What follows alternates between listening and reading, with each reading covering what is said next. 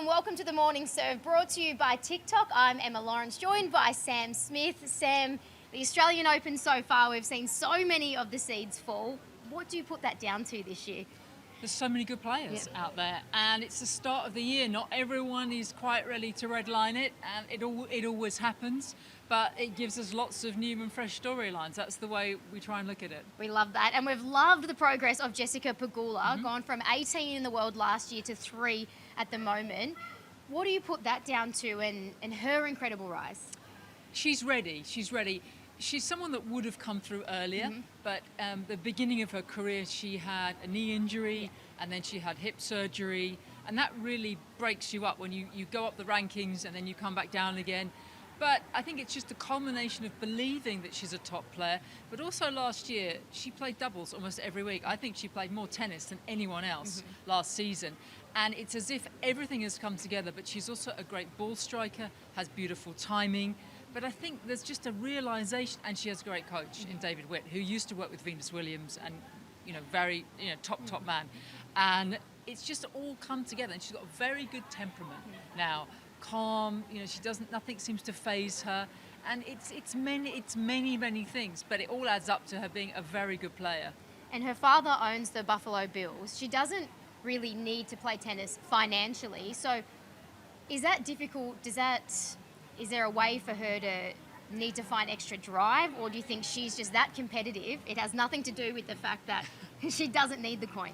Yeah, look, we all have different drivers. For Jessica, you want to understand, she's from a very high achieving family. Her sister went to a Division I university and played tennis. Her mother runs a record label, runs an ice hockey team. You're expected to do well if you're a Pegula. But also, the money didn't really come in. Her father's a self-made billionaire, but it didn't come in until a little bit later in her teens. And tennis is her thing. She's gone from being, Terry Pegula's daughter to he is Jessica Pegula's dad. She's got it. When you're in such a successful family, you've got to find your little niche, haven't you? She loves playing, but I think tennis is her thing, and I think she handles it really well, because it's always, daughter of, Buffalo Bills, and it's obviously been in the papers a lot with Damar Hamlin.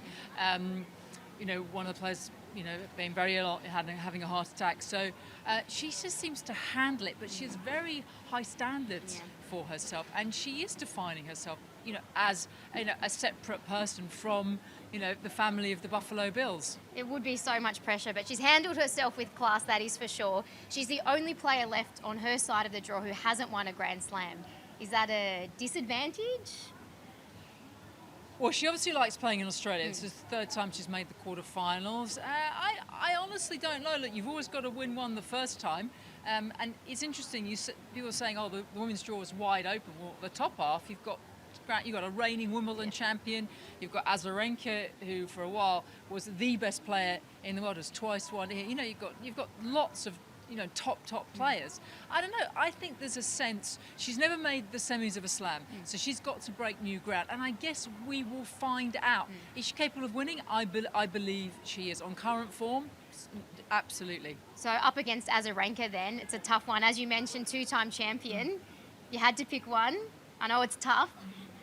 On current form, I would go with Pegula, but I have to say, if that gets close on the scoreboard and gets very competitive, on the Rod Laver Arena, which I'm sure it's where we played, Azarenka's not going to play, I think, a high level all year round anymore. I just think it's just too hard for her physically. But can she put it together for 2 weeks? I know I haven't given you a definitive answer. It's hard, though. If Pegula gets off to a good start and runs the show, I think she's good enough to win. If it gets close and we get down the straight in the third, or 2 tight ones, I think Azarenka certainly has the potential to pull off an upset. Let's move on to some of the men's quarterfinals. Jiri Lehecka has knocked off a couple of seeds now. What's impressed you most about his tournament? Well, we were watching him at the United Cup playing for the Czech Republic just a few weeks ago, and a lot of us were saying, who's this guy? Good young player, and he was excellent across doubles and singles, and was way better than his ranking, which I think was around 100 at the time, or just inside the world's top 100, because he's a great mover, very together mentally. And the United Cup sometimes, elevates players because he was around Petra Kvitova. He was in a team environment, and it's given him a springboard. Even though the Czechs didn't do particularly well in the competition, I just think that environment gave him belief and a springboard to do well here. And the Czechs always have great timing, technique. He was a good player, and it was a question of, not if but when he was going to have a breakout tournament, and it looks like it's going to be here. We don't seem to speak about him in the same category as the likes of Alcaraz and Sinner, but do you think it's only a few years until we are talking about the fact that he could be winning a Grand Slam? Look, I don't know if that's too much at the moment. I don't think we've seen enough of him, and pressure and attention and how he reacts in this situation. Those players are very tested, and they broke through a little earlier.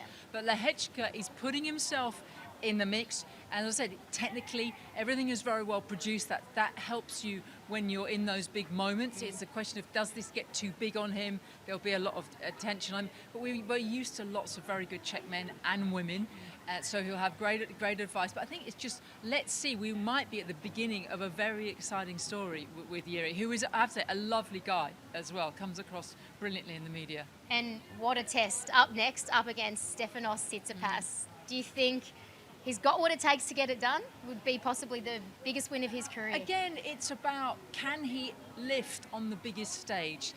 He's got to get off to a good start. That's really important. Tsitsipas, you kind of feel here, with so much support. I think he plays. It was where he had his breakthrough all those years ago. I mean, it feels a long time now that he beat Roger Federer, and his life changed overnight. He's had a lot of ups and downs, 2 sets to love up in a French Open final and losing it. He's come through a lot of lumps and bumps and got through. I sort of feel maybe it's Tsitsipas's time. I think that would be a very popular winner and great for the tournament. Yeah. Well, it's time now for our TikTok moment of the day. And this one was an incredible dive in the men's doubles. Let's take a look.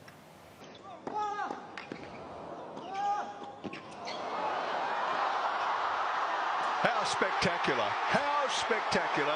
The man was in midair. You've got to be pretty keen for a win if you're willing to put your body on the line like this on this hard surface. What a great tumble. Outstanding. That is exceptional. Oh, you love to see that. That is what sport is all about, entertaining the crowd. Hopefully we see plenty more in this final week of the Australian Open. Sam, we'll continue with the quarterfinals, and Karen Khachanov.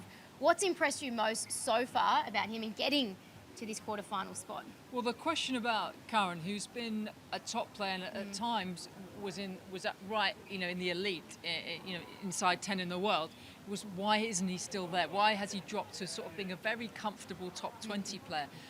I don't know the answer to that, because he is so good and strikes the ball beautifully. He's got one of the best backhands in men's tennis. I watched him play against Jason Kubler, and just the way he was striking it, I just feel that maybe it's kind of a little bit now or never for Harren. He's in his mid to late 20s, and if he's going to produce a big run at a slam on a hard court in good conditions like this is the time to do it. He's certainly caught fire this tournament. Was on track for that triple bagel in the fourth round. Didn't quite get it, but it got everyone talking. That's got to give you plenty of confidence. Yes. Yeah, no, look, he's obviously playing extremely well. He's not going to be... it doesn't strike me as someone that's going to get overawed or overwhelmed by big situations, but he has not quite delivered on everything we thought he might do after winning the Paris Masters all those years ago. Up against Sebastian Korda, another young player who we're talking about. Is this the year? Could we see a new Grand Slam winner? How do you see this one playing There's out? a lot of good stories, aren't so there? So many, we love it. I used to be on the tour with his mum, which slightly worries me. That's happening a lot. I was on the tour with David Draper's mum. I used to play juniors against Jack Draper's mum, who played Rafa in the first round.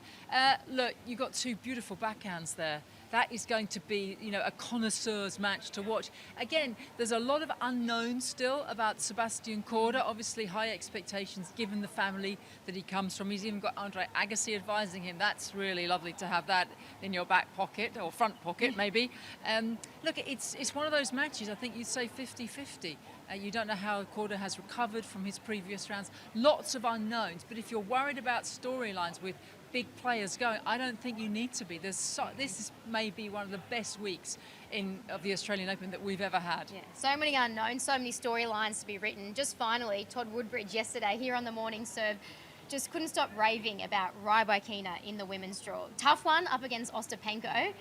Again, I'm going to put you on the spot, but if you had to pick one, how's this playing out? I think Rybakina. Yeah. I thought she was immense against Iga Swiatek yesterday. I called the match. And just remember, she is the Wimbledon champion, hasn't really had the kudos that she deserves, but that performance, and she is a technically superb player, very modest.